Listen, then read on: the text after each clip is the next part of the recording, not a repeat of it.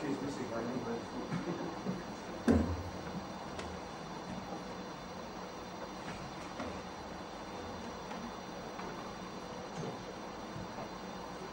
First of all, believe me or not, I actually literally took that limitation 10 minutes. Just like middle student, 10 minutes. I'm going to read from laptop my speech so you can be able to read off on the panel on the hearing.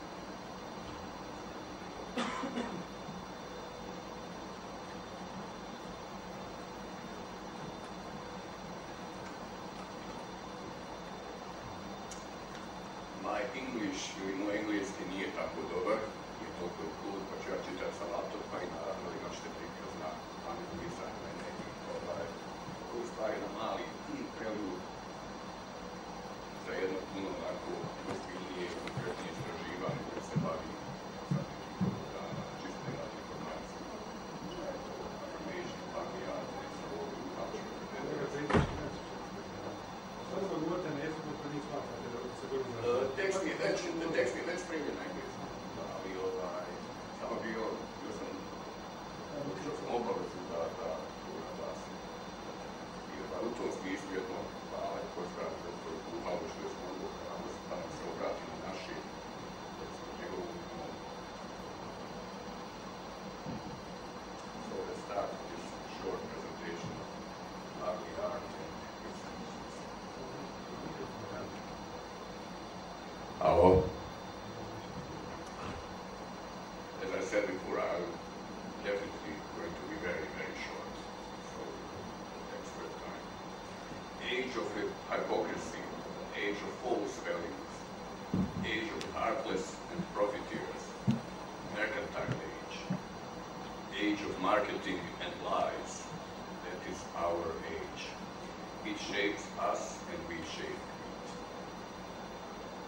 Art is an noblest form of self-expression within time and space, therefore must maintain these exact words. But only to maintain and narrate, under no circumstances sublimate or glorify.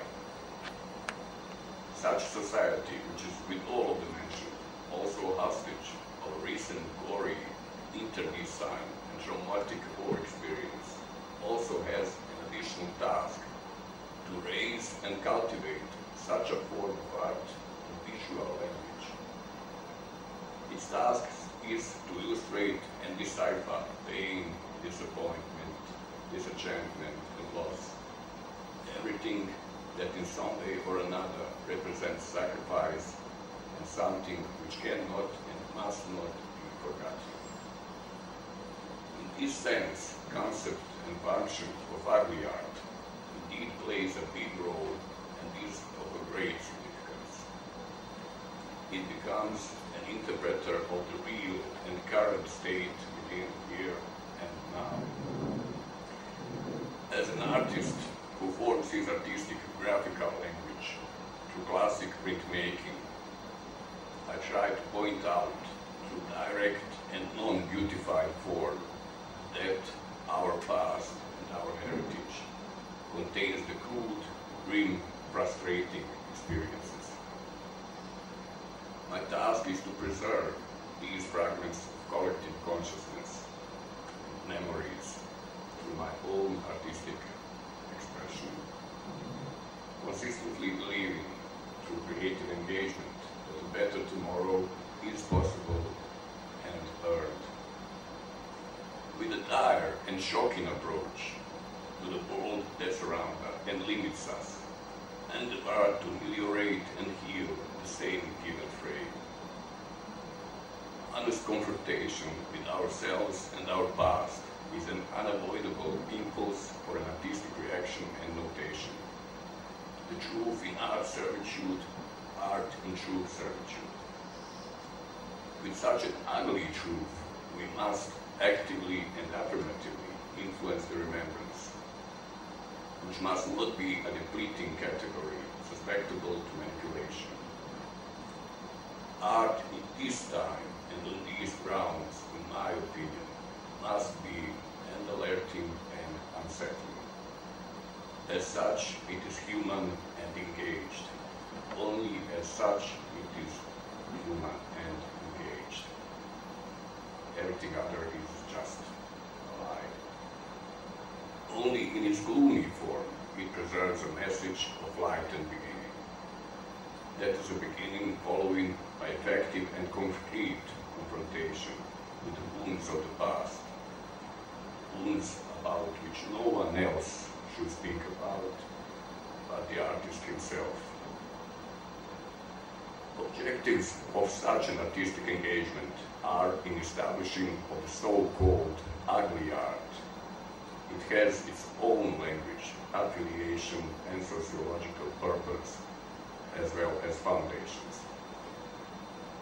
Such an art is a front and back of this actual time and setting.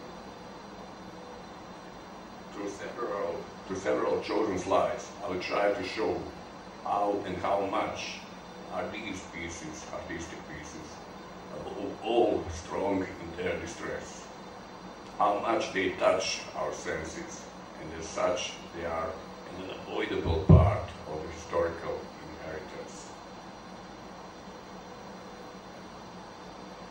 Let it be done, please.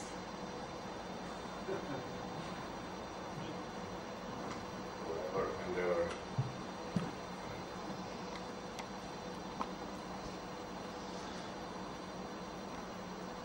Just a detail, of course, of the same picture of great German master Grünewald.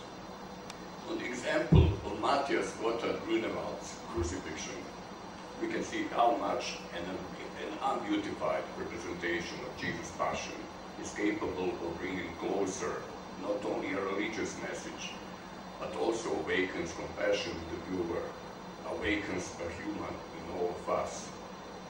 Just a little reminder, such an amazing piece of art, very moving, very touching, very honest, very strong. Oh.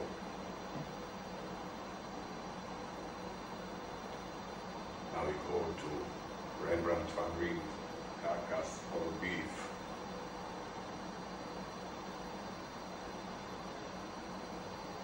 Similar situation, as I said before, happens when we confront Rembrandt van Rijn, Carcass of Beef, a concrete, truthful and fierce presentation, conditionally speaking, of a trite, hackneyed motive, suddenly gains a lot deeper characteristics and raises emotion. Through eras, the great artists established their current status and significance owing to confrontation with the real, confrontation with timeless problems, anguish, misery, death, despair. This way, maybe even paradoxically, they contributed in better, more moral and more sensitive reaction to the same occurrences. In brief, they humanized both their art and the world in which it was created alike.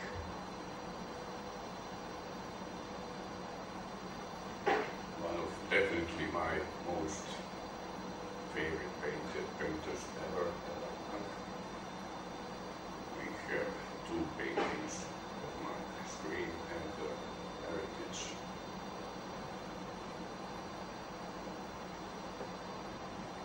Just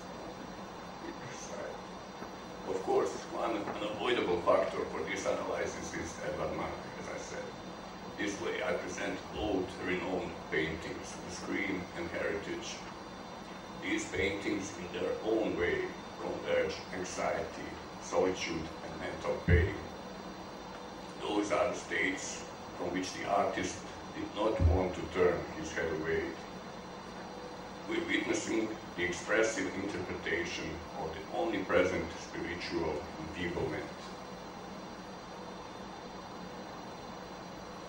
We all know what it is.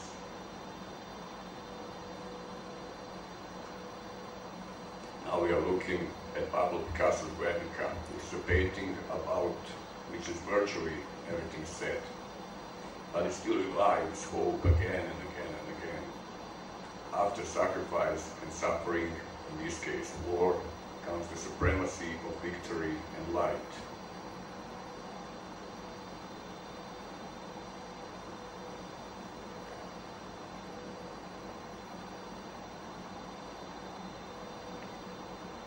This one still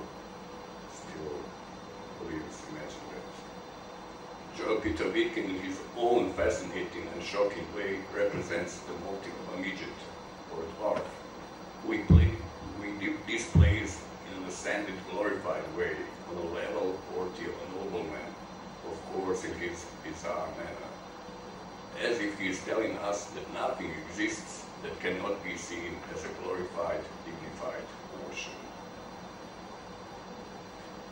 Works in following are my own, just author's reference on that which I personally experienced as an intimate reaction of a man who suffered through the war, as well as a post-war spiritual, political, and sociological breakdowns and deviations.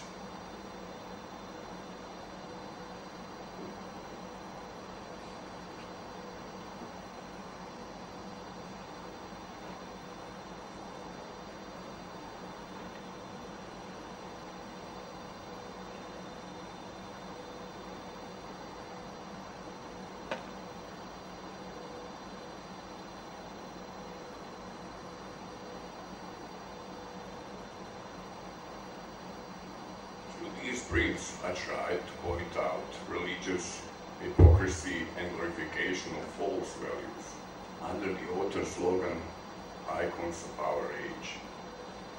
It is obviously an ironical feeling with something that should be glorified, but in today's order, it obviously isn't. As was art indispensable at the time of Auschwitz, so must it after Srebrenica be act, warned, and protected from forgetting. As I said before, I act through classic, traditional artistic thinking, but I think it's crucial for such a way to have a more active part in engaged and direct collision with the realities of the everyday life. Just one other thought on the Nietzsche's thesis. A man points himself inside beauty as a measure of perfection, and he worships himself inside it. A man basically looks at himself inside things, considering beautiful anything that mirrors his image.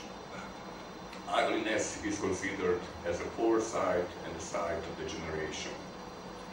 Every sign of exhaustion, crippling, senility, tiredness, any kind of freedom loss, such as cramping and paralysis, but above all smell, color, form of decomposition and rotting. All of it awakens the same kind of reaction. Thought with the meaning of ugly. What then does a man hate? Without any doubt he hates the twilight of his kind.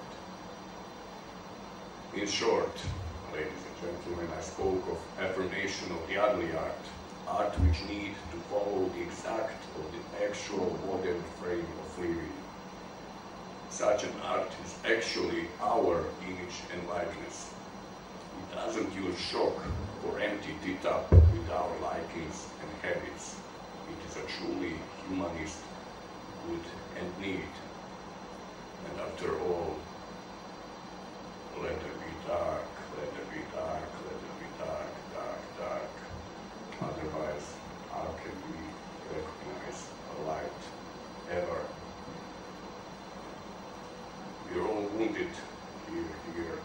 musical, unmusical, whatever. But I'm a true believer. Thank you very much.